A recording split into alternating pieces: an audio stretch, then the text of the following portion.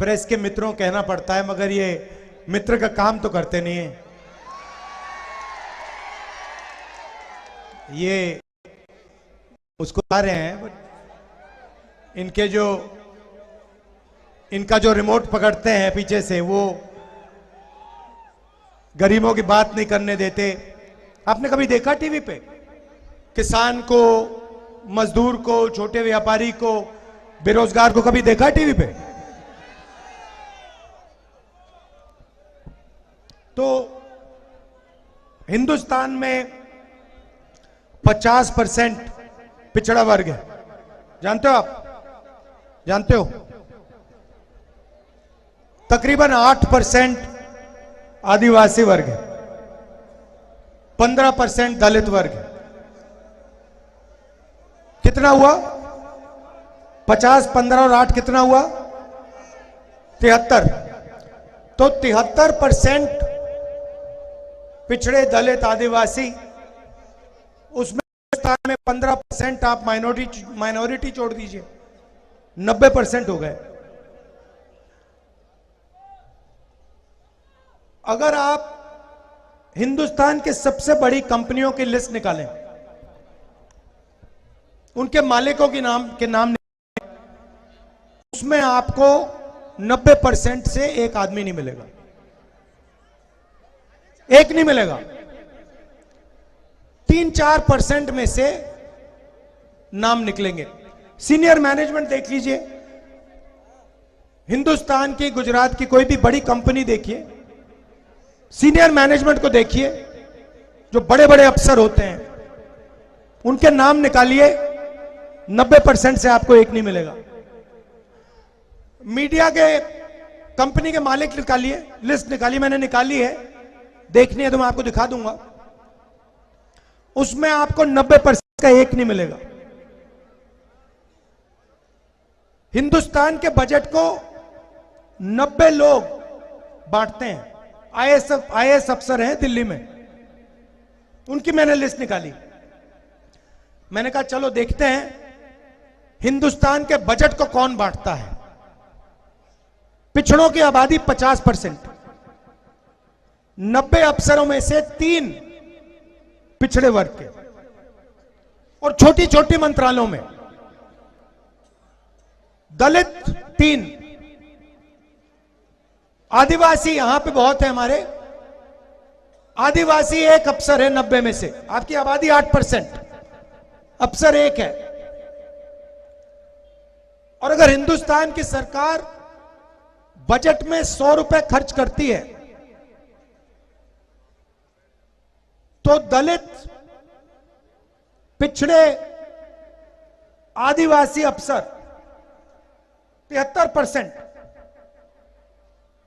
6 रुपए पर भागीदारी रखता है। 100 में से 6 रुपए आदिवासी, दलित, पिछड़े वर्ग के अफसर डिसाइड करते हैं, बाकी वही 3-4% डिसाइड करते हैं। आदिवासियों की आबादी 8% है। 100 रुपए अगर हिंदुस्तान की सरकार खर्च करता है, 10 पैसे आप लोगों के अफसर डिसाइड करते हैं। तो मैंने सवाल पूछा, भाई ये 73% है कहां? बड़ी बड़ी कंपनियों में नहीं है? प्राइवेट अस्पतालों की लिस्ट निकालो, मालिकों की लिस्ट निकालो, बड़े बड़े डॉक्टरों की लिस्ट निकालो, अपोलो, एस्कॉर्ट्स, सबके मालिकों की लिस्ट निकालो, सब सीनियर मैनेजमेंट की लिस्ट निकालो, 73% में से आपको एक नहीं मिलेगा, एक नहीं मिलेगा। प्राइवेट कॉलेजेस, यूनिवर्सिटी की लिस्ट निकालो, 73% का वहां पे आपको मालिक एक नहीं मिलेगा।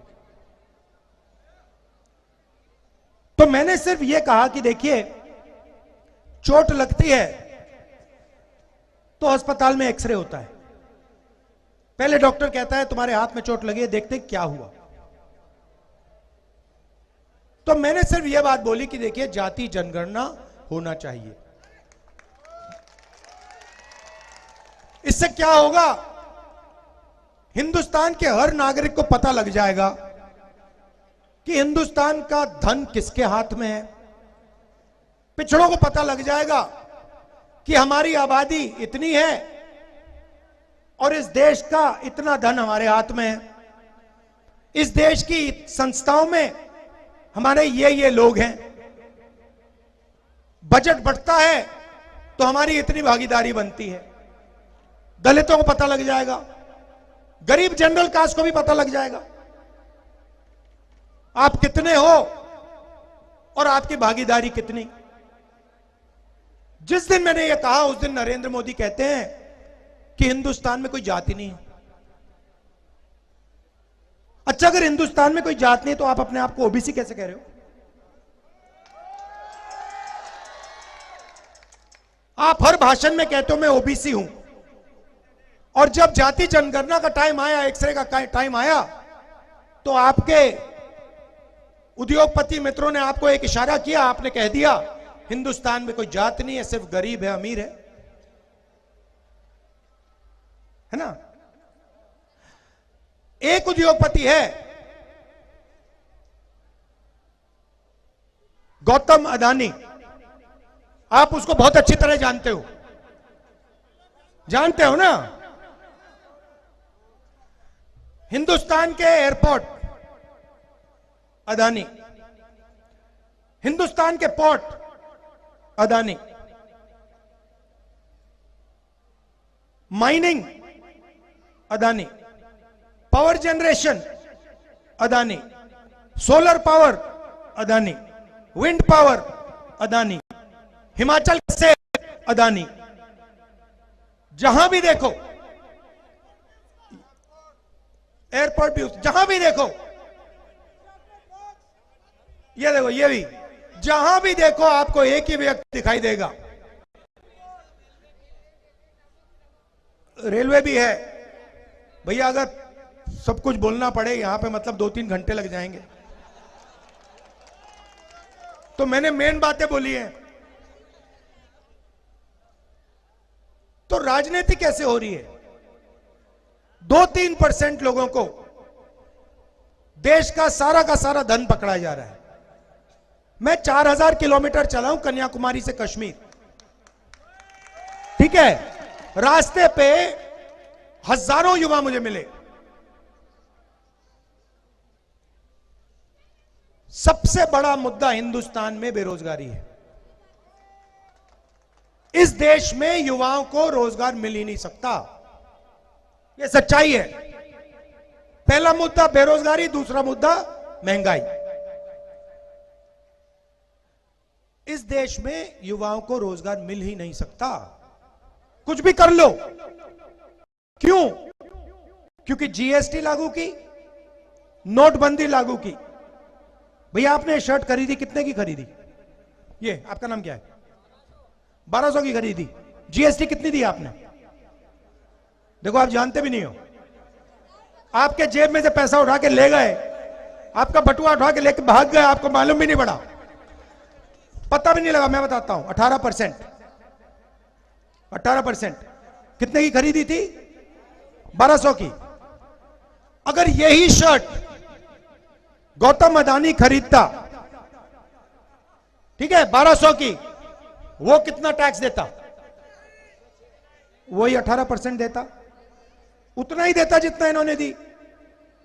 इनकी आमदनी 20,000 रुपए, 50,000 रुपए, उनकी आमदनी लाखों करोड़ रुपए, यही उतना टैक्स दे रहा जितना आपके जेब में से पैसा जा रहा है।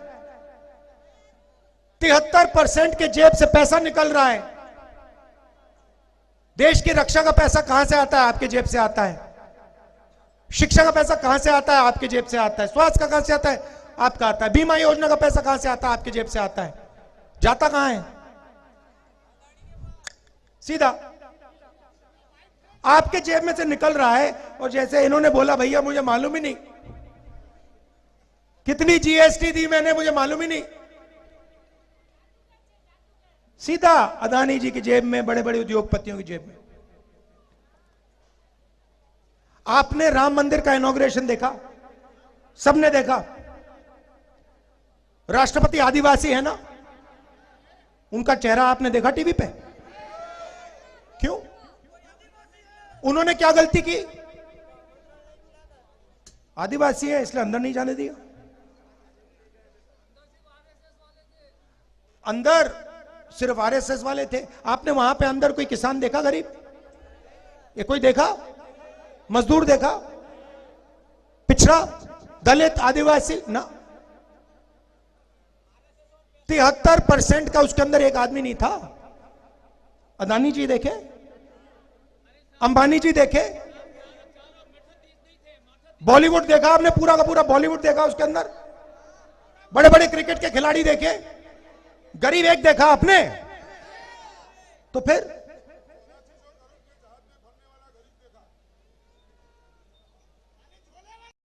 हाँ, तो ये हो रही है राजनीति। इसीलिए हमने भारत जोड़ो न्याय यात्रा शुरू की है। इसीलिए हम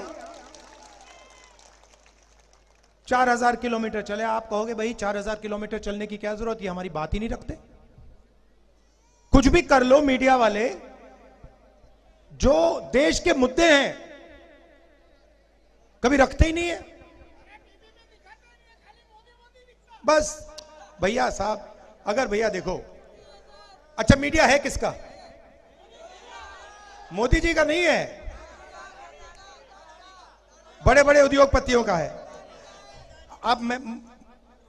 आप जानते हो नरेंद्र मोदी जी ने हिंदुस्तान के 100 सबसे बड़े उद्योगपतियों का कितना कर्जा माफ किया है? 16 लाख करोड़। 16 लाख करोड़। अगर भैया कांग्रेस पार्टी 50 उद्योगपतियों का 16 लाख करोड़ रुपया माफ कर देती तो 24 घंटे आपको कांग्रेस पार्टी मीडिया पे दिखती। हमारी राजनीति किसान की है, मजदूर की है, गरीबों की है। 1 मिनट नहीं दिखते हम लोग। नरेंद्र मोदी जी की राजनीति अरबपतियों की मदद करने की है। 24 घंटा दिखेंगे, उनका है वो टीवी, आपका थोड़ी है। पहले रास्ते थे, 73% के रास्ते थे। कौन से रास्ते थे? पब्लिक सेक्टर था, BHEL, HAL, ये संस्थाएं थी। किसी को दिल में देशभक्ति थी तो कहते थे भैया आप जाके सेना में जाइए, एयरफोर्स में जाइए, नेवी में जाइए। वो भी रास्ते रोक दिए। पब्लिक सेक्टर को एक के बाद एक प्राइवेटाइज कर रहे हैं। और अग्निवीर योजना तो आपने बहुत अच्छी तरह समझ ली है, देख लिया है। 2 तरीके के शहीद हैं अब, एक रेगुलर आर्मी वाला और दूसरा अग्निवीर। दोनों एक साथ लड़ेंगे, दोनों एक साथ लड़ेंगे। एक की 6 महीने की ट्रेनिंग होगी, दूसरी साइड चाइना वाले 3-4 साल की ट्रेनिंग लेके आएंगे। हमारे अग्निवीर जाएंगे 6 महीने की ट्रेनिंग लेकर। जब वो शहीद होंगे उनको कहा जाएगा देखो तुम अग्निवीर हो, तुम्हें शहीद का दर्जा नहीं मिलेगा, तुम्हारे परिवार को पेंशन नहीं मिलेगी।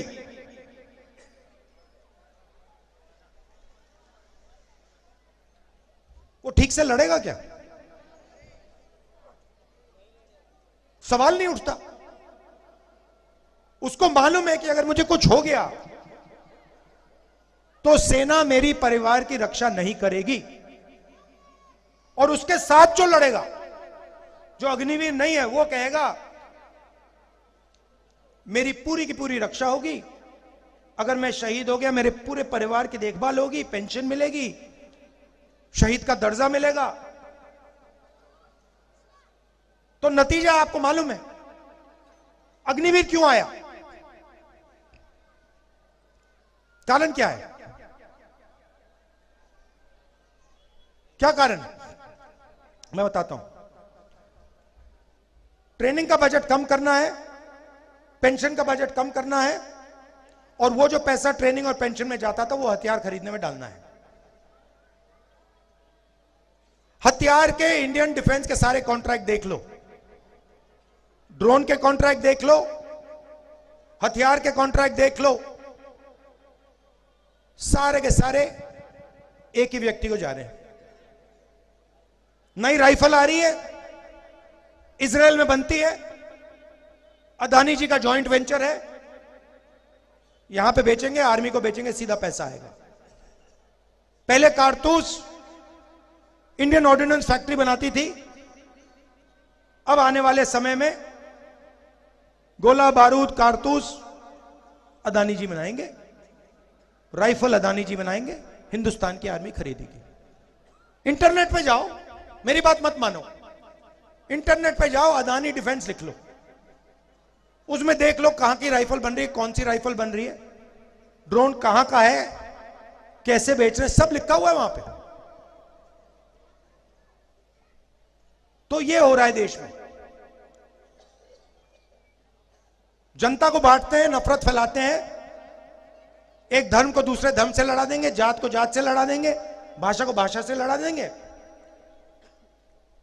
नफरत फैला देंगे, और फिर उसके बीच में आपका सारा का सारा धन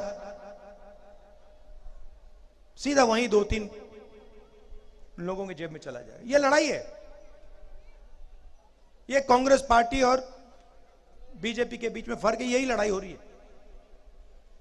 आपने हमारा यहां इतने प्यार से स्वागत किया, यात्रा में आपने अपनी शक्ति दी, अगले दिनों में मैं आपसे मिलूंगा, बहुत टाइम मिलेगा मिलने के लिए, सेल्फी लेने के लिए, हाथ मिलाने के लिए। आप सबका दिल से धन्यवाद करना चाहता हूं। नमस्कार, जय हिंद। न्याय का हक मिलने तक।